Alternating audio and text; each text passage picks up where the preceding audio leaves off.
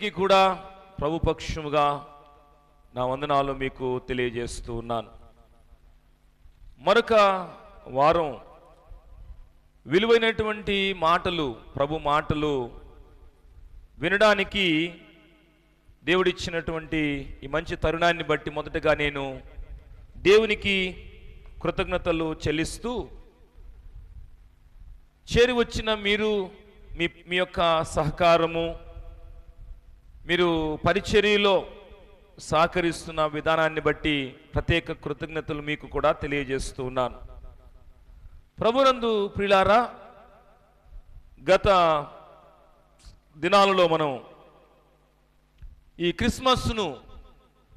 క్రిస్మస్ను పురస్కరించుకొని ప్రత్యేకించి ఆనాడు జరిగినటువంటి సంఘటనలు, సందర్భాలు, మరికొన్ని విషయాలు జ్ఞాపకం చేసుకుని ఆధ్యాత్మికంగా దేవునికి దగ్గరగా, ఆధ్యాత్మికమైన స్థితిలో ఇంకా దేవునికి మహిమకరంగా జీవించేటువంటి ఆ యొక్క విషయాలను మనం జ్ఞాపకం చేసుకుంటూ వస్తూ ఉన్నాం. ఈ చదువుకున్న భాగము ఆయన ఈ లోకానికి రావడం,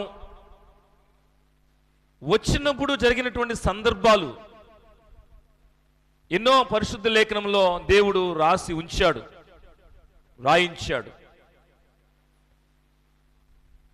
అందులో భాగంగా జరిగినటువంటి అనేకమైనటువంటి సందర్భాలను మనం చూస్తున్నప్పుడు, ఈరోజు క్రిస్మస్ను అనగానే వివిధ రకాలుగా ఆచరించేవారు, జరుపుకునేవారు మాత్రమే లేకపోలేదు. కానీ క్రిస్మస్లో ఉన్న అంతరార్థం ఆరాధన, ఆత్మీయత, మన ఆత్మను దేవునిలో ఇంకొంత బలపరుచుకునేటువంటి ఆ మంచి సందేశము ఉంది అన్నది మనము గుర్తించాలి. కావున ఆయన లోకానికి రావలసి వచ్చినది ఎందుకు అని గత దినాల్లో మనము జ్ఞాపకం చేసుకున్నాం.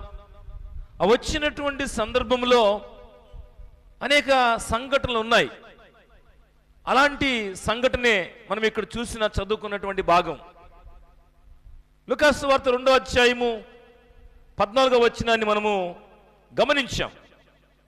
ఆ మాటను మరొకసారి మనము జ్ఞాపకం చేసుకున్నట్లయితే, వెంటనే పరలోక సైన్య సమూహము ఆ దూతతో కూడా నుండి 14వ వచనం, సర్వోన్నతమైన స్థలములలో దేవునికి మహిమయు, ఆయనకు ఇష్టులైన మనుషులకు భూమి మీద సమాధానము కలుగును గాక అని దేవుని స్తోత్రము చేయుచుండెను.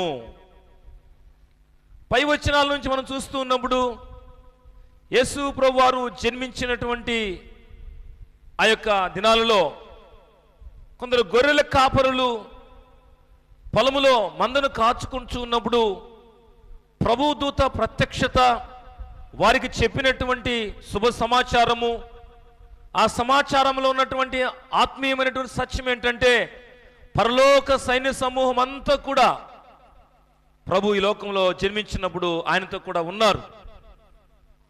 ఆ దేదీప్యమైన వెలుగు చేత ఆ ప్రాంతమంతా దూత మరి ప్రకటిస్తున్న సందర్భంలో నింపబడ్డ మనం చూస్తూ ఉన్నాం. కాబట్టి ఈ పరలోక సైన్య సమూహము ఒక ప్రకటన చేస్తున్నారు. ఏమిటి ఆ ప్రకటన అంటే, సర్వోన్నతమైన స్థలంలో దేవునికి మహిమ, ఆయనకు ఇష్టులైన మనుషులకు భూమి మీద సమాధానం. ఇంతకుముందు అనేక సందేశాలు మనం విన్నాము. ఎవరు ఆయనకు ఇష్టులనేటువంటి సందేశాన్ని మనము ఇంతకుముందు చాలాసార్లు జ్ఞాపకం చేసుకున్నాం. ఈరోజు ప్రభునందు పిల్లారా, ఆయనకు ఇష్టులైన వారు ఎలా ఉంటారు? ఈరోజు మన సందేశం అది. సర్వోన్నతమైన స్థలంలో దేవునికి మహిమయు, ఆయనకు ఇష్టులైన మనుషులకు భూమి మీద సమాధానం. ఈరోజు అనేకమైన కుటుంబాలలో సమాధానము లేదు, నెమ్మది లేదు. కారణాలు ఏవైనా కావచ్చు. ఒకటిగా ఉంటారనుకున్నటువంటి మరి భార్యాభర్తలుగా వారు జతపరచబడిన తర్వాత ఆ ఇద్దరిలో సమాధానం లేని కుటుంబాలు ఎన్నో ఉన్నాయి. సంఘముగా సమకూడుతున్నటువంటి సహవాసంలో ఒకవేళ ఒకే సంఘానికి సంబంధించినటువంటి వారే అయి ఉండొచ్చు, వారిలో సమాధానం ఉండడం లేదు. ఇలాగా ఒకే తల్లి గర్భములో జన్మించినటువంటి అన్నదమ్ముల మధ్యలోనూ అక్క చెల్లెల మధ్యలోనూ సమాధానం ఉండడం లేదు. కారణాలు ఏవైనా కావచ్చు. ఏదైతేనేమి సమాధానం లేని దగ్గర సంతోషం ఆటోమేటిక్గా ఉండదు. కాబట్టి సమాధానం లేని మానవాళిని సమాధానపరిచి సంతోషం లేనటువంటి కుటుంబాలకు, సంతోషం లేని జీవితాలకు సంతోషం ఇవ్వడానికే ప్రభు ఈ లోకానికి వచ్చాడు. కాబట్టి సర్వోన్నతమైన స్థలములలో దేవునికి మహిమ, ఆయనకు ఇష్టలైన మనుషులకు భూమి మీద సమాధానం కలుగును గాక అని వారు దేవుని స్తుతించినట్లుగా చూస్తున్నాం. ఈరోజు మనము ధ్యానం చేస్తున్న అంశం మనం చూసినట్లయితే ఆయనకిష్టులు ఎలా ఉంటారు. 4 లేకపోతే 3 విషయాలు పరిశుద్ధ బైబిల్ గ్రంథం నుంచి మనం జాగ్రత్తగా ధ్యానం చేద్దాం. ఆయనకిష్టులైన మనుషులు ఎలాగుంటారు. కొంతమంది చెప్తుంటారు, అయ్యా వాళ్ళంటే మాకు చాలా ఇష్టం, ఆ కుటుంబం అంటే చాలా ఇష్టం, ఆ సంఘ సహవాసం అంటే మాకు ఇష్టం, అదిగో ఆ వ్యక్తి అంటే మాకు ఇష్టం అని చెబుతూ ఉంటారు. అంటే వారిని ఇష్టపడుతున్నారంటే మరొకరిని వారు తృణీకరిస్తూ ఉన్నారు. ఒక సంఘాన్ని ఇష్టపడుతున్నారంటే మరొక సహవాసాన్ని తృణీకరిస్తున్నారు. ఇది మానవుని యొక్క నైజం, మానవుని యొక్క పరిస్థితులు. కానీ ప్రభువు మాటలు మనకు తెలియజేస్తున్నాయి, సర్వోన్నతమైన స్థలంలో దేవునికి మహిమయు, ఎప్పుడు కూడా దేవునికి మహిమ చెల్లించబడుతూనే ఉంటుంది. యెషయా గ్రంథం 6వ అధ్యాయం ప్రకారం ఆయన మరి ఆ పరిశుద్ధుడు పరిశుద్ధుడు పరిశుద్ధని నిత్యము కొనియాడబడుచున్నాడు. కాబట్టి సర్వోన్నతమైన స్థలంలో దేవునికి మహిమ ఎప్పుడు ఉంది? ఈ భూమి మీద అనేక జీవితాలకు, అనేక మంది కుటుంబాలకు, అనేక సంఘాలలో ఉన్నటువంటి సహవాసపు జీవితాలతో ఉన్న కుటుంబాలకు నెమ్మది లేదు, సమాధానం లేదు. ఒకవేళ ఈ వాక్యమైన సమయానికి ఏ కారణాన్ని బట్టి నీ జీవితంలో నెమ్మది లేకుండా జీవిస్తున్నావేవో, ఈ వాక్యమైన సమయానికి ఒకవేళ సమాధానం ప్రభు ద్వారా మనం పొందుకోవాలంటే ఆయనకి ఇష్టమైన జీవితం జీవిద్దాం. కనుకనే చదువుకున్న భాగం నుంచి సర్వోన్నతమైన స్థలంలో దేవునికి మహిమయు, ఆయనకు ఇష్టలైన మనుషులకు భూమి మీద సమాధానం, భూమి మీద సమాధానం. కాబట్టి కొంతకాలం ఈ లోకంలో నుంచి ఉంటాం, మరణం వచ్చేంత వరకు ఈ లోకంలో జన్మించాం, మరణం వచ్చేంత వరకు ఈ లోకంలో ఉంటాం. ఆ మరణించేంత వరకు సమాధానకరంగా ఈ లోకమును మనం కొనసాగాలి. ప్రభు కృపను బట్టి ఎవరైతే ఆయనకు మహిమను చెల్లించేవారుగా ఉంటారో వారి జీవితాల సమాధానం తప్పకుండా ప్రభు ఇస్తాడు. కాబట్టి ఈరోజు ఆయనకు ఇష్టలైన మనుషులు, ఆయనకు ఇష్టలైన వారు ఎలా ఉంటారు? మొదటిగా మనం గమనిద్దాం. బైబిల్ గ్రంథం నుంచి మొదటిగా మనం చూసినట్లయితే మత్తయి సువార్త 8వ అధ్యాయము, మత్తయి సువార్త ముందు 5వ అధ్యాయం చదువుదాం. 5వ అధ్యాయము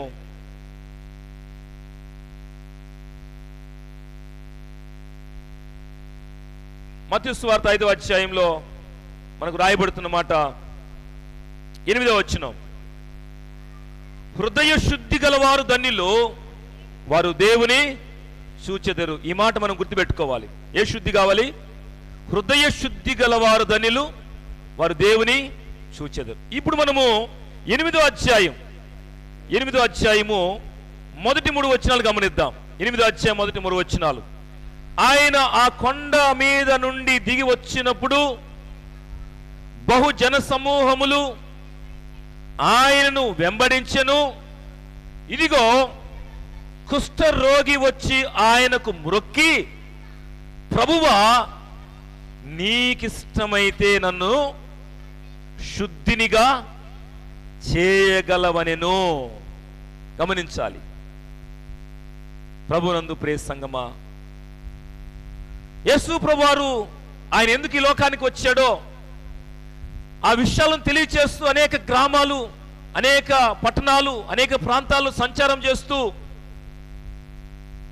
సువార్త ప్రకటిస్తున్న దినాల్లో జరిగినటువంటి సంఘటన. ఆయన కొండ దిగి వచ్చినప్పుడు బహు జన సమూహము ఆయనను వెంబడించెను. ఇదిగో కుష్ఠరోగి వచ్చి ఆయనకు మ్రొక్కి, ప్రభువా నీకిష్టమైతే నన్ను శుద్ధినిగా చేయగలవనెను. ప్రభునందు పిల్లారా, ఈ భౌతికమైనటువంటి బలహీనత, ఈ కుష్ఠరోగముతో బాధపడుతూ ఒక మంచి మనసుతో ప్రభు దగ్గరకు వచ్చి కోరుకుంటున్నాడు, నీకు ఇష్టమైతే నన్ను శుద్ధినిగా చేయమని ప్రభువు యొద్ద ప్రాధేయపడుతూ ఉన్నాడు.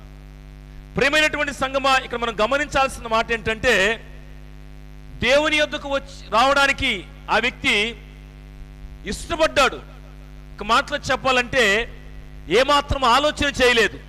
కారణము, ఆనాడు పాత నిబంధన ప్రకారము కుష్ఠరోగంతో ఉన్న వాళ్ళు ఎక్కడ ఉండాలంటే ఊరికి దూరంగా ఉండాలి, పాలెముకు వెలుగులో ఉండాలి. ఎవరైనా వారిని కనికరించి ఒకవేళ ప్రేమించి ఏదైనా ఆహారం ఇస్తే తింటారు, లేకపోతే ఆకలితో అలమటించాలి. వారికి ఉన్నటువంటి బలహీనతను బట్టి ఎంతగానో బాధను అనుభవించాలి. కానీ యేసు ప్రభు వారు పట్టణంలో సంచరించారు, గ్రామంలో సంచరించారు, సముద్ర తీర ప్రాంతాలు సంచరించారు. ఆయన అనేక ప్రాంతాల్లో అలాగూ సంచరిస్తూ వెళుతూ ఉన్నప్పుడు కొంతమంది ప్రభు దగ్గరకు రావడానికి ఇష్టపడ్డారు. ఆయన యొద్ద పొందేటువంటి ఆ మేలు కోసం వారు ఎంతగానో మరి ఆశించి విశ్వసించి మేలు పొందుకున్నారు. ఇక్కడ కూడా ఒక కుష్ఠరోగి ప్రభు దగ్గరకు వస్తూ ఆయన ఏమని అడుగుతున్నాడంటే, నీకు ఇష్టమైతే నన్ను శుద్ధునిగా చేయగలవని ఆయన అడుగుతున్నాడు. ఈ వాక్యం వింటున్న ప్రియమైన సహోదరి సహోదరుడా, ఇలాగో దేవుని వాక్యం వినే సమయానికి మనము భౌతికమైనటువంటి బలహీనతలు, భౌతికమైనటువంటి అస్వస్థతతో కూడినటువంటి కారణము లేకపోవచ్చునేమో, కానీ హృదయ శుద్ధి అనేది లేకుండా, హృదయ శుద్ధిని లేకుండా నువ్వు దేవుని వాక్యం ఎంతకాలము విన్నా, దేవుని మందిరముకి ఎంతకాలం వచ్చినా, దేవుని మందిరములో నీవు ఒకవేళ ఒక పదవితో కూడినటువంటి పదవిలో ఉన్నా, హోదాతో కూడిన పదవిలో ఉన్నా, హృదయ శుద్ధి లేకపోతే వారు ఆయనకి ఇష్టలుగా ఉండరు. హృదయ శుద్ధి అనేది చాలా ప్రాముఖ్యం. దేవుని సన్నిధికి వచ్చి వాక్యమే ప్రతి ఒక్కరము కూడా హృదయ శుద్ధిని మనము కలిగి ఉండాలి. ఆయన అంటున్నాడు, నీకు ఇష్టమైతే నన్ను ఈ కుష్ఠరోగం అనేటువంటి ఈ సమస్య నుంచి నన్ను నువ్వు శుద్ధునిగా చేయగలవనేటువంటి విశ్వాసాన్ని ఉంచుతూ ఉన్నాడు. అందుకు ప్రభు ఏమని చెబుతున్నాడంటే, ఆ వ్యక్తితో ఏమని మాట్లాడుతున్నాడంటే, అందుకు ఆయన, అనగా యేసు ప్రభు వారు, అందుకు ఆయన చేయి చాపి వాని ముట్టి, నాకు ఇష్టమే, నీవు శుద్ధుడు కమ్మని చెప్పగా తక్షణమే వాడు కుష్ఠరోగము శుద్ధి ఆయను. దేవుని నామానికి మహిమ కలుగును గాక. ఈ వాక్యాన్ని మనము ఆత్మ సంబంధంగా, ఆత్మీయ భావంగా మనం అర్థం చేస్తున్నప్పుడు, భౌతికంగా మనం ఏమనుకుంటామంటే, నేను బాగానే ఉన్నాను, మందిరానికి వెళుతున్నాను కాబట్టి, పాస్టర్ గారు బైబిల్ చదవమని నాకు ఇచ్చాడు కాబట్టి, పాట పాడమని నాకు చెబుతున్నాడు కాబట్టి, ఒకవేళ సంఘమునకు వెళుతున్నప్పుడు నన్ను అందరూ ఒక విశ్వాసిగా గుర్తించి బాగుగానే నాతో మాట్లాడుతున్నారు, పలకరిస్తున్నారు, నన్ను ఆయా విధాలుగా మరి సహకారం అందిస్తున్నారు అనుకోవచ్చు. మనం ఈ భౌతికమైనటువంటి శరీర రోగము, కుష్ఠరోగం బయట కనిపిస్తూ ఉంది. హృదయ రోగము ఎలాంటిది? హృదయము మోసకరమైనది, ఘోరమైన వ్యాధి కలిగినది. ఈ బలహీనత ఎవరికి కనపడదు కదా. మాట్లాడడానికి బాగానే మాట్లాడొచ్చు, మందిరానికి మంచిగానే తెల్లబట్టలు వేసుకొని వచ్చి కూర్చోవచ్చు. కానీ ప్రభునందు పిల్లారా, ఈరోజు అనేక మంది కుటుంబాలలో సమాధానం ఉండడం లేదు, సంఘాలలో సమాధానం ఉండడం లేదు. కారణం ఏంటంటే వారి హృదయము శుద్ధిగా లేకపోవడమే. ఈ కుష్ఠరోగి ఎలాగైతే ప్రభు దగ్గరకు వచ్చాడో, నీకు ఇష్టమైతే నాకున్న ఈ బలహీనత నుంచి విడుదల నాకు ఇవ్వమని కోరుకున్నాడో, అలాగే దేవుని సన్నిధికి వస్తున్న మనం కూడా మన స్థితిగతులను ప్రభు పాదం దగ్గర ఉంచాలి. నాకు శుద్ధి అవసరము ప్రభువా, నా ఈ గృహంలో సమాధానం లేదు, నా వ్యక్తిగతమైన సమాధానం లేమితో నేనున్నాను, నాకు సమాధానం దయచేయి ప్రభు అని దేవుని అంతా ప్రార్థించాలి. ఈరోజు క్రైస్తవ కుటుంబాల్లో, చాలా కుటుంబాల్లో నెమ్మది లేక, సమాధానము వారి జీవితాల్లో లేక, సమాధానం కోసం ఏం చెయ్యాలి అని ఎక్కడెక్కడికో వెళ్ళేటువంటి వారు లేకపోలేదు. కానీ సమాధానకర్త అయినటువంటి ప్రభు ఆయనను రుచి చూచినటువంటి వ్యక్తిగా, రుచి చూచినటువంటి వారముగా, ఆయన దగ్గర దొరికే సమాధానం మనం పొందుకోకుండా మనం ఎక్కడికి వెళ్ళినా, ఏ ప్రయత్నం చేసినా ప్రతిఫలం ఉండదు. తిరిగి మనం ప్రభు దగ్గరకే రావాల్సిన వారమై ఉన్నాం. ఈ కుష్ఠరోగంతో ఉన్న వ్యక్తికి అర్థమైంది ఏంటంటే, ఈ కుష్ఠరోగము ప్రభువు శుద్ధి చేయగలడు అని నమ్మాడు. ఎంతో రిక్వెస్ట్గా, ఆర్డర్గా కాదు, రిక్వెస్ట్గా, అయ్యా నీకు ఇష్టమైతే నన్ను శుద్ధిని చేయగలవని ప్రాధేయపడుతున్నాడు. ఈరోజు హృదయ శుద్ధి కలిగిన వారిలో ఈ రిక్వెస్ట్ ఉంటుంది. కొంతమంది ఆర్డర్ వేస్తూ ఉంటారు. ఆర్డర్ కాదు, రిక్వెస్ట్ కావాలి. ఆయన ఎద్దుకు వచ్చినప్పుడు మనము విధేయతను కలిగి ప్రార్థించాలి. నీకు ఇష్టమైతే నన్ను శుద్ధినిగా చేయగలవంటే ప్రభువు ఆయన హృదయాన్ని చూస్తూ ఉన్నాడు. ఎంత యథార్థతతో ఆయన ఎద్దుకు వచ్చాడో, మనసులో ఒకటి ఉంచుకొని ఆయన దగ్గరకు రాలేదు. ప్రభువు నన్ను శుద్ధి చేయగలడు, ప్రభు నాకు స్వస్థత ఇవ్వగలడు అనే ఆ హృదయాన్ని చూచినటువంటి ప్రభు, నాకు ఇష్టమే అయ్యా నువ్వు శుద్ధుడి కావడం, నువ్వు శుద్ధుడు కావడం నాకు ఇష్టమే అని ఆ వ్యక్తిని ముట్టాడు, స్వస్థపరిచాడు. ఆ సంతోషాన్ని ఆ వ్యక్తి అనుభవిస్తూ ఉన్నాడు. వాస్తవానికి కుష్ఠరోగిని చూడడమే కష్టం, ముట్టడం ఇంకా కష్టం. చూడ్డానికే ఆ దేహమంతా కూడా ఎంతో చూడ్డానికే ఇబ్బందికరంగా ఉంటుంది. కానీ ఆ వ్యక్తిని ముట్టుతూ ఉన్నాడు. ఈరోజు భౌతికంగా ప్రభువునందు పిల్లల అనేక మంది చూడ్డానికి మంచిగానే కనిపిస్తారు. వారి స్థితిగతులను చూస్తూ ఉన్నప్పుడు మంచిగానే, విశ్వాసిగానే, బాగానే ఉన్నారనుకుంటారు. కానీ అంతరంగాన్ని చూస్తున్న ప్రభువుకు మన స్థితిగతులు బాగుగా తెలుసు. ఎంత శుద్ధి కలిగి దేవుని సన్నిధికి వచ్చామో, ఎంత శుద్ధితో దేవుని దగ్గర ప్రార్థిస్తున్నామో. అందుకనే హృదయ శుద్ధి కలిగేవారు ధన్యులు, వారు దేవుని చూచెదరు. కాబట్టే ప్రభు యొద్దకు వచ్చి నేను ప్రార్థించాను, నాకు ప్రతిఫలం కలగలేదు అని నీ హృదయాన్ని శుద్ధి లేకుండా పెదవులతో ప్రార్థన చేసేసి వెళ్ళిపోతూ, ఎన్నిసార్లు ప్రార్థించినా, ఎలాగూ దేవుని సేవకుని పిలిపించుకుని ప్రార్థన పెట్టినా, ఎన్ని ప్రార్థన కోడికల్లో ఉన్నా మాకేది నెమ్మది లేదే, మా జీవితాల్లో నెమ్మది లేదే అని వాపోవడం కాదు. ప్రభు దగ్గర నీ స్థితిగతి ఏంటో ఆయనకు బాగా తెలుసు. కాబట్టి ఆయన దగ్గర మనం రిక్వెస్ట్ చేయాలి, ప్రభువా నీకు ఇష్టమైతే నన్ను శుద్ధినిగా చేయగలవు. ఆయన హృదయాన్ని చూచినటువంటి ప్రభు, కుష్ఠరోగముతో ఉన్న వ్యక్తి హృదయాన్ని చూచిన ప్రభు నాకు ఇష్టమైన ముట్టుతూ ఉన్నాడు, ఆయన్ను ముట్టుతూ ఉన్నాడు. ప్రభు నందు పిల్లారా, ఈరోజు ప్రభు వాక్యము చేత ఎవరు ముట్టబడతారో, ప్రభు వాక్యము చేత ఏ హృదయము తాకబడుతుందో, ప్రభు వాక్యము చేత ఎవరైతే హెచ్చరించబడతారో, ఆ స్పర్శ, ఆ తాకిడికి గురవుతున్న హృదయము శుద్ధి కలిగిన హృదయముగా మార్చబడుతుంది. ఆ శుద్ధి కలిగిన హృదయముగా మార్చబడిన జీవితంలో, వారి కుటుంబంలో, వారి స్థితిగతులలో నెమ్మదిని లేకపోతే సమాధానాన్ని వారు పొందగలుగుతారు ప్రభువులారా. కాబట్టి మొదటి ఏంటంటే, ఆయన క్రిస్తులు ఎలా ఉంటారంటే హృదయ శుద్ధి కలిగిన వారుగా ఉంటారు. హృదయ శుద్ధి అవసరం. హృదయ శుద్ధి లేకుండా మనం ఏ పనులు చేసినా, ప్రార్థనకు వచ్చి ప్రార్థన చేసి పాటలు పాడి బైబిల్ చదివి వాయిద్య సహకారం అందించి సేవకుని ప్రేమించి సేవకుని గౌరవించి ఎన్నో పనులు కార్యక్రమాల్లో పాల్గొనడమే కాదు, ఒకవేళ కానుకలు ఇచ్చేటువంటి వారుగా కూడా ఏమేమో చేసినా నెమ్మది మన జీవితాలకు రాదు. కావలసింది ఏంటంటే, ఈ కుష్ఠరోగంతో ఉన్న వ్యక్తి ఎలాగ ప్రభు దగ్గరకు వచ్చాడో, ఒక రిక్వెస్ట్గా ఆయనకున్న రోగాన్ని నయం చేసుకోవడానికి, స్వస్థపడ్డానికి ఆశ కలిగి ఉన్నాడో. ఒకవేళ భౌతికంగా కొంతమంది వారి యొక్క తప్పులు వారికి కనబడవు. బైబిల్ ఏం చెప్తుంది? బైబిల్ చెబుతున్న మాట ఏంటి? నీ కంటిలో ఉన్నటువంటి నలుసును ముందు నువ్వు తీసివేసుకో, తర్వాత ఎదుటి వారి కంటిలో ఉన్న, అంతేనా? అంతేనా? ఎదుటి వారి కంటిలో ఉన్నటువంటి నలుసును చూస్తున్నావు, చూపించే నీ కంటిలో ఏముంది? దూలముంది. చాలా మంది ప్రభునందు పిల్లారా, వీరి కంటిలో దూలము పెట్టుకొని ఎదుటి వారి కంటిలో వెతుకుతున్నారు, నలుసును వెతుకుతూ ఉన్నారు.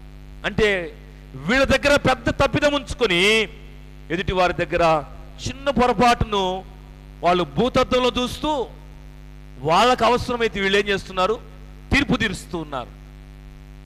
జాగ్రత్త ప్రభునందు పిల్లారా, ఎవరికి శుద్ధి కావాలో, ఎవరి స్థితిగతులు సరిచేయబడాలో, ఎవరికి సమాధానం కావాలో వారు ప్రభువు దగ్గరకు వచ్చి ఆ రీతిగా దేవుని అంత వారు ప్రార్థించాలి, ప్రాధేయపడాలి. కుష్ఠరోగి తరఫున ఇంకొకరు రాలేదు, లేకపోతే ఆయన పరీక్షించలేదు, నాకు మేలు జరుగుద్దో లేదని పరీక్షించలేదు. నీకు ఇష్టమైతే నన్ను శుద్ధినిగా చేయగలవు అని ప్రభు దగ్గర ప్రార్థించాడు, ప్రాధేయపడ్డాడు. దేవుని మందిరంలో ఈ రీతిగా చేరి ఉన్నటువంటి మనము, ఈ విధంగా దేవుని వాక్యాన్ని వీక్షిస్తున్నటువంటి మనము గమనించాలి. ప్రభునందు ప్రియ సంగమా, హృదయ శుద్ధి కలిగి ఆయన యొద్దకు వచ్చినటువంటి జీవితాలు ఆయనకు ఇష్టలుగా ఉంటారు. భూమి మీద వారికి సమాధానం కూడా కలుగుతూ ఉంది. కాబట్టి మొదటి మాట ఏంటంటే, మొదటి మాట ఆయనకు ఇష్టలు ఎలా ఉంటారు? మొదటి మాట ఏంటంటే హృదయ శుద్ధి కలిగిన వారు ఆయనకు ఇష్టలుగా ఉంటారు. కొన్నిసార్లు సేవకుడు గనక ఎవరైనా కొంచెం ఎక్కువగా వారితో చనువుగా ఉంటే, దగ్గరగా ఉంటే కొంతమంది ఏమంటారు, లేదు సేవకుడు వారిని ఎక్కువగా ఇష్టపడతారు, లేదు సేవకుని ఈ కుటుంబాలు ఇష్టపడతాయి.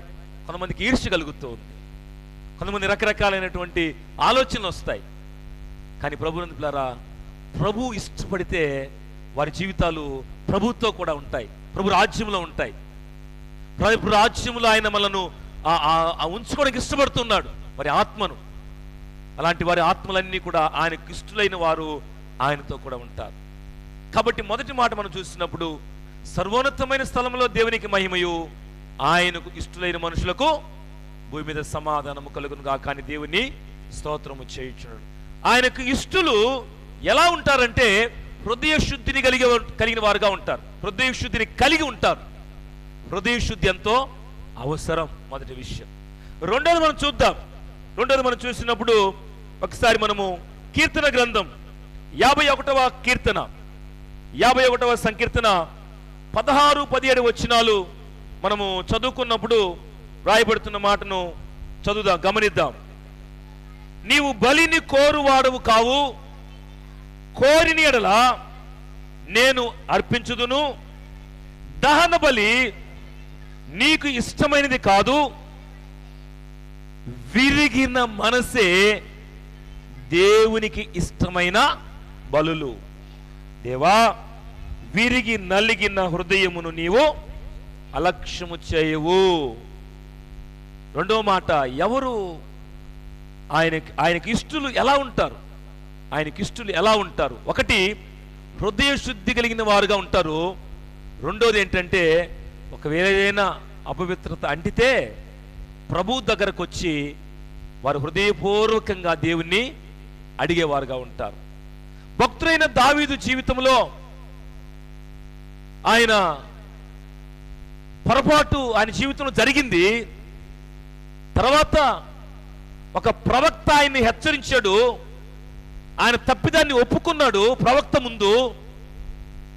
ముందు ఒప్పుకున్నటువంటి వ్యక్తి దేవుని దగ్గర కూడా వచ్చి ఏ రీతిగా కన్నీరు గారుస్తూ ఉన్నాడో, ఎంత కన్నీరు గార్చాడో ప్రాధేయపడుతూ ఉన్నాడు.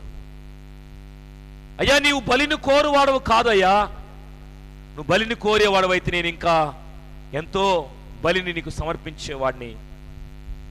కానీ నువ్వు బలిని కోరువాడవు కాదు, విరిగిన మనస్సే నీకు ఇష్టమైన బలులు. దేవా, విరిగి నలిగిన హృదయాన్ని నీవు అలక్ష్యము చేయవు. లక్ష్య పెడతాడు. జాగ్రత్త ప్రభునందు పిల్లారా, ఆయనకు ఇష్టలు ఎలా ఉంటారంటే విరిగిన మనస్సు కలిగిన వారుగా ఉంటారు. విరిగిన మనస్సు కలిగిన వారుగా అనే మాట మీరు అక్షరార్థకంగా అర్థం చేసుకోవద్దు. విరిగిపోవడం అంటే విరగొట్టమని కాదు. తగ్గింపుతో కూడిన మనస్సును కలిగి ఉంటారు.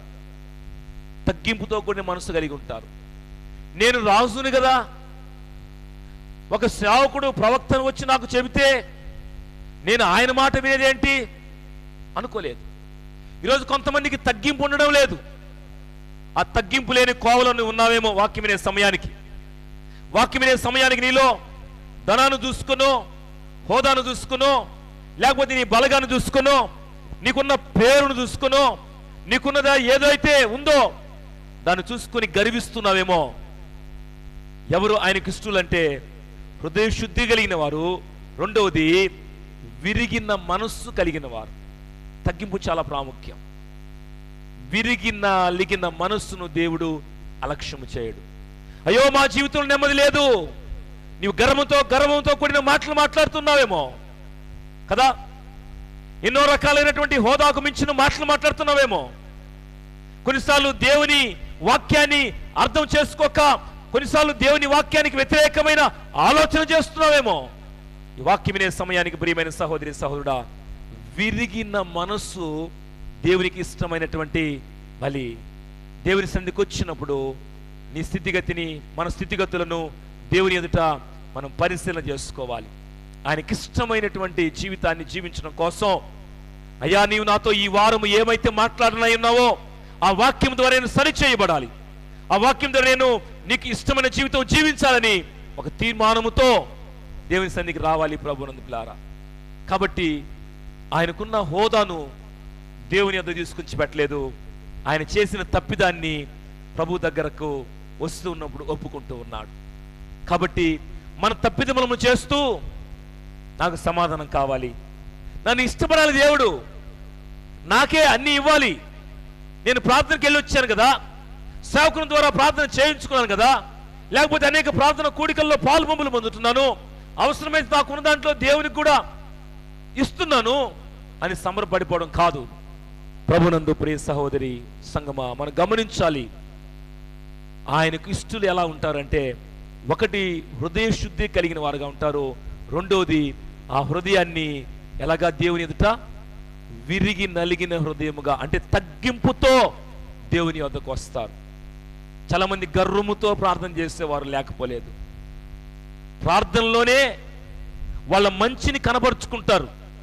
ప్రార్థనలోనే ప్రభు వినాలని కాదు, ప్రజలు వినాలని వారి ఉన్నటువంటి స్థితిగతులను కనబరుచుకుంటూ ఉంటారు. ప్రార్థనలో, మాటల్లో ప్రభు ఆయనకు కనపరచాలి మన హృదయాన్ని. ప్రజలు వినాలని ప్రార్థన చేయడం కాదు, నా ప్రార్థన ప్రభు వినాలి. ప్రభు వింటే ప్రతిఫలం ఉంది ఆ జీవితానికి, ప్రభు వింటే క్షేమం ఉంది ఆ కుటుంబానికి, ప్రభు వింటే సమాధానం ఉంది ఆ సంఘానికి, సమాధానానికి కర్త ఆయన. కాబట్టి ఆయన ఇష్టలు ఎలా ఉంటారు అంటే, ఒకటి హృదయ శుద్ధి కలిగిన వారుగా ఉంటారు, రెండవది విరిగిన మనస్సు కలిగిన వారుగా ఉంటారు, తగ్గింపుతో కూడినటువంటి మనస్సు కలిగిన వారుగా ఉంటారు. మూడో విషయాన్ని మనం గమనిద్దాం ప్రభునందు పిల్లారా. మూడో విషయాన్ని గమనించినప్పుడు సామెతల గ్రంథంలో 11వ అధ్యాయం 1వ వచనాన్ని గమనిద్దాం. సామెతల గ్రంథము 11వ అధ్యాయము 1వ వచనాన్ని చూద్దాం. దొంగ త్రాసు యెహోవాకు హేయము, సరైన గుండు ఆయనకు ఇష్టము. అహంకారం వెంబడి అవమానం వచ్చును, వినయము గల వారి యొద్ద జ్ఞానమున్నది. గమనించాలి, అహంకారం వెంబడి ఏమొస్తుంది? అవమానం అంటే కొన్నిసార్లు కొంతమంది వివాహ సమయాలు చెప్తా ఉంటారు, అబ్బా మాకు అట్లా, మా అమ్మాయి ఇట్లా, మా అబ్బాయి ఇట్లా. 3 రోజులు అర్థమైపోద్ది. ఆయన చెప్పిన అహంకారంతో కూడిన మాటలు అన్ని అవమానంగా. ఈ మాట చెప్పారు కదా మీరు మీ అమ్మాయి గురించి, ఈ మాట చెప్పారు కదా మీరు మీ అబ్బాయి గురించి. అహంకారం వెంబడి అవమానం వస్తుంది. అందుకనే తగ్గింపు కావాలి, ఉన్నది ఉన్నట్లుగా చెప్పాలి. అందుకని మనం మూడవది ఏంటంటే, దొంగ త్రాసు యెహోవాకు హేయము, సరైన గుండు ఆయనకి ఇష్టం. త్రాసు గురించి ఇక్కడ చెప్పబడింది. త్రాసు అంటే ఏంటి? త్రాసు అంటే తక్కెడ. చాలా మంచిది, కొంతమంది చేయి చూపిస్తా ఉన్నారు. తక్కెడ ఎందుకు మనం ఉపయోగిస్తాం? కొలతకు ఉపయోగిస్తాం. ఇప్పుడంటే అంత ఎలక్ట్రానిక్ సంబంధించిన కాటా అంటాం మనం, లేకపోతే వెయిట్ వేసేది వచ్చేసాయి. పాతకాలంలో ఇప్పటికి ఉన్నాయి కొన్ని దగ్గరలో. ఈ వైపు ఏముంటుంది, దాని గుండు అనొచ్చు మనం, కేజీ రాయి 2 కేజీల రాయి, ఆ కొలతకుతో కూడినటువంటి రాయి వెయిట్ ఉంటుంది ఒక పక్క. ఇంకొక పక్క మనం ఏ వస్తువు అయితే తీసుకుంటున్నామో అవి ఆహార పదార్థాలు కావచ్చు, లేకపోతే కొన్నిసార్లు కొన్ని కొలత వేసేటువంటి ఏవైతే ఉన్నాయో అవి ఈ వైపు ఉంచుతారు. ఆ తూచేవాడు ఎక్కువగా ఏం చేయాలని ఇష్టపడతాడు? ఆయన లాభం పొందాలి. అవి తీసుకునేవాడు వ్యాపారం, అది అమ్ముతూ ఉన్నప్పుడు ఏం చేస్తారు, ఎదుటి వ్యక్తి నష్టపోవాలని ప్రయత్నం చేస్తాడు. అందుకని కొంతమంది కొన్నిసార్లు ఏం చేస్తారంటే, అంతకుముందు రాళ్ళు ఉన్నప్పుడు ఆ ఇనపగా ఉండేటువంటి ఆ రాళ్ళకి అయస్కాంతం ఒక 50 గ్రాములు 100 గ్రాములు పెడితే అతుక్కుంటుంది. అప్పుడు ఏమైతే ఇక్కడ కేజీ ఉండాల్సినటువంటి పరిస్థితి ఏమైంది, ఒక 100 గ్రాములు ఈ పక్క పెట్టామనుకో, వీళ్ళకి ఎంత పోద్ది, 100 గ్రాములకి కేజీకి 100 గ్రాములు పెట్టామనుకో 9 గ్రాములు వస్తాయి. అర్థమవుతుందని చెప్పేది. ఈ వైపున కేజీ రాయి ఉంది, మనము తూచేటువంటి తూకం ఈ వైపున దానికి ఒక 100 గ్రాములు అయస్కాంతానికి సంబంధించినటువంటి అయస్కాంతం రేకుకు ఈ ఇనుముకు అంటుకుంటుంది కదా. అందుకని చాలా మంది అది కనబడకుండా తూకస్తూ ఉంటారు. మనం ఇంకో దగ్గరికి వెళ్ళి తూకం వేస్తే 100 గ్రాములు తక్కువ వస్తుంది. దీన్ని ఏ త్రాసు అంటారు? ఇది దొంగ త్రాసు. దొంగ త్రాసు అంటే అన్యాయం అక్కడ ఉంది. కాబట్టి ప్రభునందు పిల్లారా, మూడవది ఏంటంటే దొంగ త్రాసు యెహోవాకు హేయము, సరైన గుండు ఆయనకిష్టము. మూడవది ఏంటంటే న్యాయముగా ప్రవర్తించే వారిని ఆయన ఇష్టపడతాడు. ఆయన క్రిస్తులు ఎలా ఉంటారంటే న్యాయంగా ప్రవర్తిస్తారు. ఈరోజు లోకంలో జరిగే పరిస్థితి ఏంటి, నా వాళ్ళైతే ఒక న్యాయము, అవతల వాళ్ళైతే ఒక న్యాయం, అంతేనా? నా కుటుంబీకులైతే ఒక న్యాయము, పక్క కుటుంబీకులైతే ఒక న్యాయం, మా గ్రామస్తులైతే ఒక న్యాయము, పక్క గ్రామస్తులైతే ఒక న్యాయము. కానీ ప్రభు న్యాయం ఏంటంటే ఆయన మానవాళ్ళందరి కోసం వచ్చాడు. ఆయన న్యాయముగా ఎవరైతే ఆయన వద్దకు వస్తారో, ఆయన ప్రేమించే వారుగా ఉంటారో, హృదయ శుద్ధితో ఆయన దగ్గరకు రావడానికి ఇష్టపడతారో, ప్రతి వ్యక్తి కోసం ఆయన ప్రాణం అర్పించిన ప్రభువుగా ఎవరైతే ఆయన వద్దకు వస్తారో, భాషా భేదం లేదు, రంగు భేదం లేదు, ప్రాంత భేదం లేదు, కులాలు మతాలని ఏ భేదం లేకుండా ఎవరైతే ఆయన వద్దకు వస్తారో అట్టి వారిని ఆయన క్షమించి రక్షించడానికి ఆయన న్యాయమైనటువంటి మార్గమును మనకు చూపించాడు. న్యాయముగా ఆయన తీర్పు తీర్చేటువంటి దేవుడు. కాబట్టి దొంగ త్రాసు యెహోవాకు హేయమంటే అసహ్యమని, ఇష్టం కాదని, న్యాయమైన గుండు ఆయనకి ఇష్టము. ఈరోజు వాక్యం వినే సమయానికి చిన్న దానికోసం మాటను మారుస్తూ అన్యాయం చేస్తున్నావేమో, చిన్న దానికోసం, చిన్న సమస్యను అన్యాయంగా మాట్లాడి పెద్దది చేస్తున్నావేమో వాక్యం వినే సమయానికి. జాగ్రత్త ప్రభువులారా, నువ్వు ఆయనకి ఇష్టమైన జీవితం జీవించో, నీ కుటుంబంలో కూడా ఆ సమస్య ప్రారంభించబడుతుంది. ఇంకెవరి దగ్గరికి వెళ్తావు నీవు?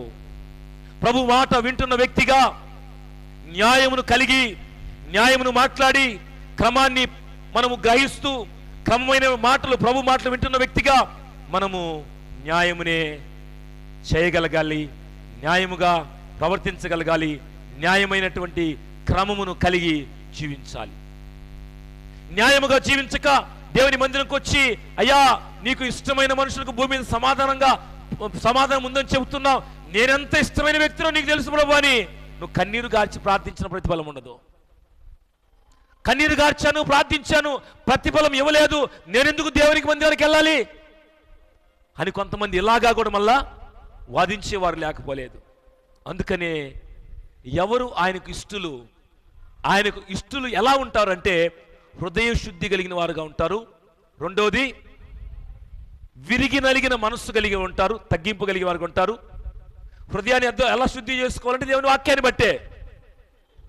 మూడవది న్యాయమైన క్రమాన్ని జరిగించేవారుగా ఉంటారు.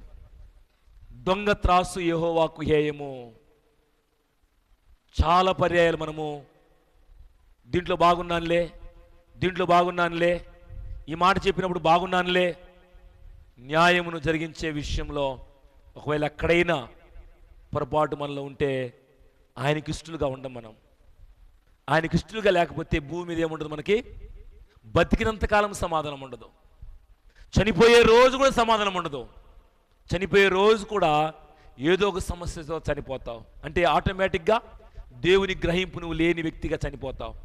దేవుని గ్రహింపు లేని వ్యక్తిగా చనిపోతే నీవు దైవికమైనటువంటి క్రమం లేదు కనుక దేవుని రాజ్యానికి వారసురాలేవు కాలేవు. ఇది భయాన్ని కలుగజేసే మాట కాదు, ఆలోచింపజేస్తున్న మాట. సమయం ఉంది గనక, మనకు సమయం ఉంది గనక ముందున్నటువంటి సమయంలోనైనా మన జీవితాన్ని సరిచేసుకోవడం కోసం ప్రకటిస్తున్నటువంటి ప్రభువు మాట.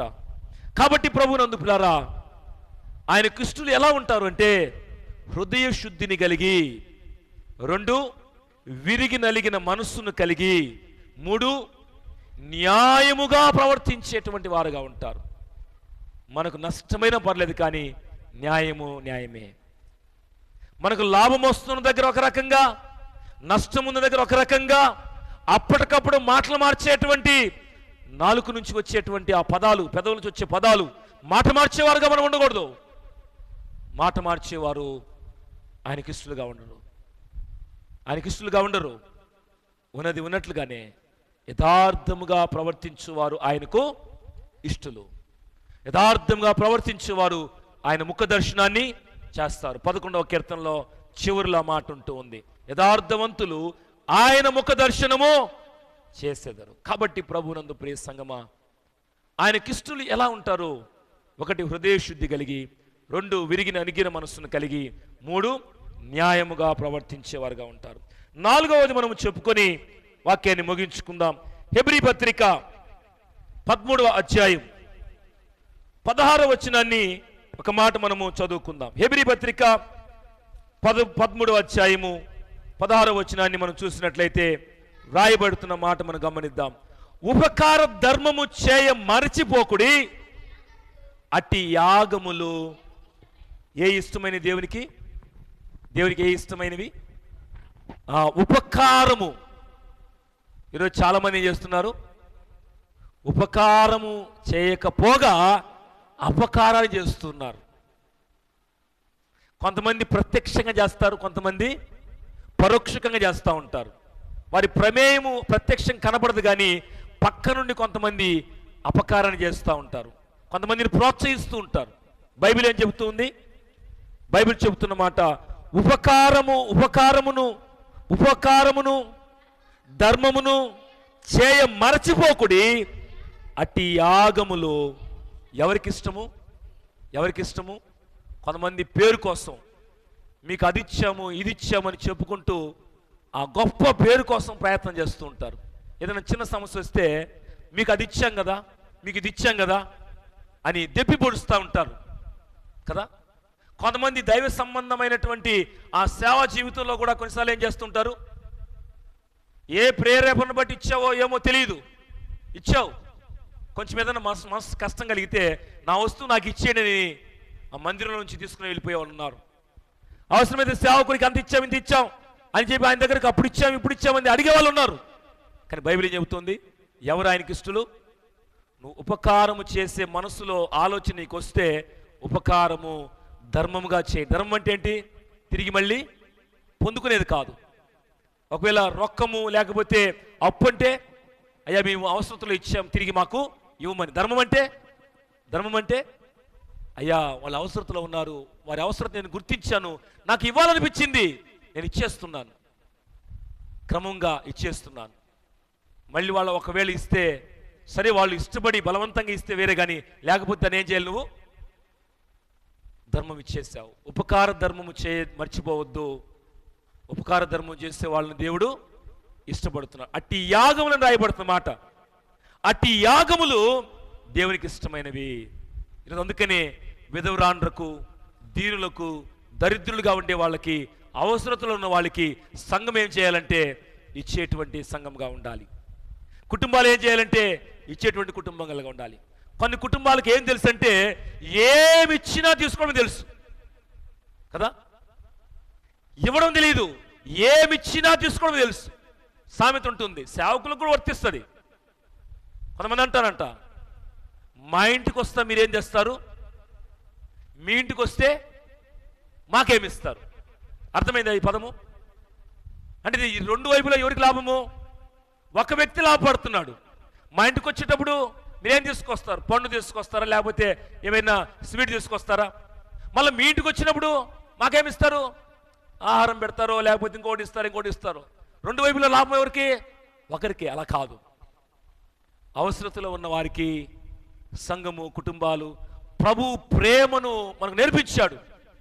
ఆయనే బహుమానంగా మనకు అర్పించబడ్డాడు. క్రిస్మస్ అంటే కానుక. ప్రభువే మనకు కానుకగా అర్పించబడినటువంటి, అనుగ్రహించబడినటువంటి ఆ సందర్భం క్రిస్మస్. ఈరోజు మనం కూడా ఏం చేయాలి? ఎవరైతే అవసరతలో ఉన్నారో వారికి మనం ఏం చేయాలి? ఉపకారం చేయాలి. నీకు ఉంటే, లేకపోతే కాదు. నీకు లేకపోతే నిన్ను చేయమని చెప్పడం లేదు బైబిల్. నీకు ఉంటే, నీ అవసరాలకు ఉంటే, ఒకవేళ నీకు ఇవ్వాలని మనసు వస్తే ఉపకారం చేసేది ఒక యాగము లాంటిది. ఆ యాగము నిన్ను, నన్ను, చేసేటువంటి ప్రతి ఒక్కరిని వారు దేవునికి ఇష్టలుగా ఉండేటువంటి గొప్ప నడిపింపులోకి తీసుకెళ్తుంది. కాబట్టి ప్రభువునందు ప్రియ సంగమా, ఈ మధ్యాహ్న కాల వేళలో దేవుని వాక్య ముగింపులో మనం గుర్తు చేసుకున్న ఈ అంశము, ఆయనకు ఇష్టలు ఎలా ఉంటారు. వాక్యాన్ని గమనించాం. సర్వోన్నతమైన స్థలములలో దేవునికి మహిమయు, ఆయనకు ఇష్టలైన మనుషులకు భూమి మీద సమాధానం. చాలామంది కుటుంబాల్లో కదిలిస్తే కన్నీళ్ళు వస్తాయి. అయ్యా, మా కుటుంబ పరిస్థితి ఇది, నా భర్త వలన నేను నెమ్మది లేదు నాకు, నా భార్య వలన నెమ్మది లేదు నాకు, నా యొక్క గ్రామములో మరి పెద్దల వలన నాకు నెమ్మది లేదు, అయ్యో నా కుటుంబంలో పక్కన వారి వలన నాకు నెమ్మది లేదు, అయ్యో నేను స్కూల్కి వెళ్తే ఉపాధ్యాయుల వల్ల నాకు నెమ్మది లేదు, అయ్యో నేను స్కూల్కి వెళ్తే నా పక్కన స్టూడెంట్స్ వల్ల నాకు నెమ్మది లేదు, నేను ఒక ఉద్యోగానికి వెళితే తోటి ఉద్యోగస్తులు నన్ను ఇలాగా చేస్తున్నారు, నాకు నెమ్మది లేదు, సమాధానం లేదయ్యా అనేటువంటి స్థితిలో ఈ వాక్యం వినే సమయానికి నువ్వు ఉంటే, ప్రభు నందు ప్రియ సహోదరి సహోదరుడా, ప్రభు మనకు తెలియచేస్తున్న మాట, నీవు చేయాల్సింది మొదటగా ఆయనకు ఇష్టమైన జీవితం జీవించటం. ఎవరిని ఆయన ఇష్టపడుతున్నారంటే హృదయ శుద్ధి కలిగిన వారిని, విరిగి నలిగిన మనస్సు తగ్గింపు కలిగిన వారిని, మూడవది న్యాయముగా ప్రవర్తించే వారిని, నాలుగవది నీవు చేయగలిగినప్పుడు సంతోషంగా ఇచ్చేయి. అవసరతను బట్టి ఇవ్వు, వారికి ఉన్న స్థితిని బట్టి ఇవ్వు. అది యాగము లాంటిది. తద్వారా నీవు దేవునికి ఇష్టమవుతూ ఉన్నావు. ప్రజలు నిన్ను మెచ్చుకున్నా, నొప్పించే మాటలు మాట్లాడినా దేవునికి ఇష్టమైన జీవితం జీవిస్తే, ఆయన దృష్టిలో నువ్వు ఇష్టంగా ఉంటే నిన్ను ఎవరు కూడా పరలోకానికి పోకుండా నిన్ను ఆపలేరు. ఒకవేళ దేవుని మందిరానికి రాకుండా నిన్ను ఆపొచ్చినేమో కానీ పరలోకానికి పోకుండా నిన్ను ఆపలేరు. కానీ మనం ఉండవలసింది మనుషులకు ఇష్టలుగా కాదు, దేవునికి ఇష్టలుగా. మనుషులకు మెప్పు కోసం కాదు, దేవుని ద్వారా వచ్చే ఆ మెప్పు కోసం మనం ఇష్టపడాలి. కానీ మనుషుల మెప్పు కోసం ప్రాకులాడేవారు వారు ఉన్నప్పుడు మాత్రమే, వారు మెచ్చుకున్నట్లు మాత్రమే వారి ప్రవర్తన ఉంటుంది, వారు మెచ్చుకున్నట్లు మాత్రమే వారి పద్ధతులు ఉంటాయి, వారు మెచ్చుకున్నట్లు మాత్రమే వారి పరిస్థితులు ఉంటాయి. కానీ ప్రభువును ఇష్టపడేవారు వారు ఎల్లప్పుడూ కూడా ఒకే విధంగా ఉంటారు. హృదయ శుద్ధి కలిగి, తగ్గింపు కలిగి, న్యాయముగా జీవిస్తూ చేయవలసినప్పుడు ఆ ఉపకారాన్ని న్యాయముగా, క్రమంగా అవసరతలను వారికి చేస్తూ వారి జీవితాలను కొనసాగించుకుంటారు. కాబట్టి ఆనాడు దూతలు వారు ఎంతగా స్తుతిస్తూ, సర్వోన్నతమైన స్థలంలో దేవునికి మహిమ, ఆయనకు ఇష్టలైన మనుషులకు భూమి మీద సమాధానం. కాబట్టి ఆయనకు ఇష్టలు భూమి మీద ఎలా ఉంటారు? హృదయ శుద్ధి కలిగి, తగ్గింపు కలిగి, న్యాయంగా ప్రవర్తిస్తూ, మేలు చేసేటువంటి చేయిగా, మేలు చేసేటువంటి మనస్సుగా ఉండేటువంటి వారుగా ఉంటారు. అట్టి కృప ఈ వాక్యం విన్న మనందరినీ అలాగూ దేవుడు నడిపించునుగాక, అలా సిద్ధపరచునుగాక. ఈ వాక్యం వినే సమయానికి అయ్యా మీరేమైతే వాక్యం చెప్పారో ఆ వాక్యాన్ని నేను కట్టుబడి ఉన్నాను అంటే, ఆ వాక్యంలో ఉన్నటువంటి మాటల ద్వారా నేను అలాంటి జీవితాన్ని కలిగి ఉన్నానంటే మనం పడిపోకుండా, హృదయాన్ని అపవిత్రపరచుకోకుండా, తగ్గింపు నుంచి గర్వంలోకి వెళ్లకుండా, న్యాయం నుంచి అన్యాయంలోకి ఎక్కడో బలహీనలు కాకుండా చేసేటువంటి మేలులో ఎక్కడో ఒక దిక్కున సమస్యకు కారకులుగా ఉండకుండా, ఎక్కడ మేము పడిపోకూడదు, బలహీనలు కాకూడదని ఒక క్రమమైన జీవితాన్ని జీవిద్దాం. లేదు, ఇప్పటికే ఈ వాక్యం ద్వారా మన జీవితాలు కొనసాగుతూ ఉంటే, ప్రభు మా కృపను దయచేయి, మరణించేంత వరకు కూడా నీకు ఇష్టలుగానే మేము ఉండాలి, నీకు ఇష్టమైన సంఘంగా ఉండాలి, నీకు ఇష్టమైన కుటుంబాలుగా ఉండాలి, నీకు మహిమకరమైనటువంటి జీవితాలు జీవించాలి, మహిమ రాజ్యంలోనికి ప్రవేశించేటువంటి ఆ గొప్ప భాగ్యాన్ని మేము పొందుకోవాలి ప్రభు అని ఒక మంచి తీర్మానంతో ఇక్కడి నుంచి మనము సెలవు తీసుకుందాం. అట్టి కృప దేవుడు మనకు దయచేయునుగాక. పళ్ళు ఉంచుదాం, చిన్న ప్రార్థన చేద్దాం. పళ్ళు ఉంచుదాం, ప్రార్థన చేద్దాం. మహోన్నతుడైన తండ్రి, ప్రేమాపూర్ణుడా, మీ ఘనమైన నామమునకు స్తుతులు చెల్లిస్తున్నాము. పరిశుద్ధ లేఖనం నుంచి లూకాసు వార్త 2వ అధ్యాయం 14వ వచనంలో ఉన్న వాక్యాన్ని మేము జ్ఞాపకం చేసుకున్నామయ్యా.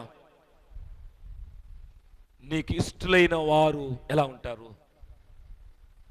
మేము హృదయ శుద్ధిగా ఉండాలని ఇష్టపడుతున్నావయ్యా. కుష్ఠరోగిని శుద్ధపరిచిన దేవుడు, శుద్ధిపరిచిన దేవుడు. మేము కూడా మా హృదయాన్ని శుద్ధి చేసుకోవాలి మీ వాక్యాన్ని బట్టి. అలాగే తండ్రి, మరొక సందర్భాన్ని మేము గుర్తు చేసుకున్నాం. విరిగి నలిగిన మనసు నీకు ఇష్టం ప్రభువా. ఆ మనసును మేము కలిగి ఉండాలి. న్యాయముగా ప్రవర్తించడం నీకు ఇష్టం ప్రభువా. అలాంటి ప్రవర్తనలు మేము ఉండాలి. ఉపకార ధర్మము చేయాలి నాయన.